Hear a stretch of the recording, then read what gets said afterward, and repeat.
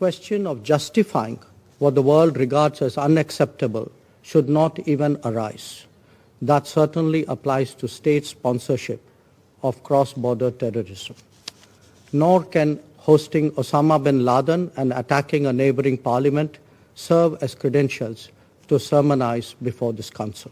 Foreign Minister S. Jaishankar strongly hitting back at his Pakistani counterpart Bilawal Bhutto Zardari for raising the Kashmir issue at the United Nations Security Council meeting.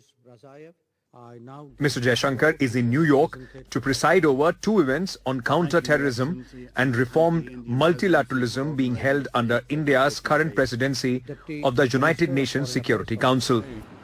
India's permanent representative to the UN, Ambassador Ruchika Kamboj, was chairing the debate when Mr. Bhutto spoke. The foreign minister emphasized that the credibility of the United Nations depends on its effective response to key challenges. We are obviously focused today on the urgency of reforming multilateralism. We will naturally have our particular views, but there is an ongoing convergence at least that this cannot be delayed any further. If we want to see the success of multilateral institutions, the success of multilateralism, the success of this very council, then surely you can aid in this process and allow for the implementation of UN Security Council resolutions when it comes to the question of Kashmir. Prove that multilateralism can succeed.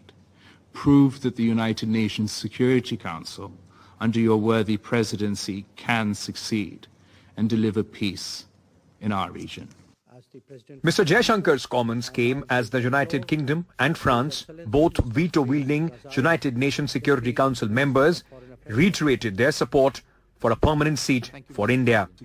However, that seemed to have irked Pakistan, with Mr. Zardari saying adding new permanent members to the United Nations Security Council will only add to the paralysis of its working. Paralysis at the Security Council.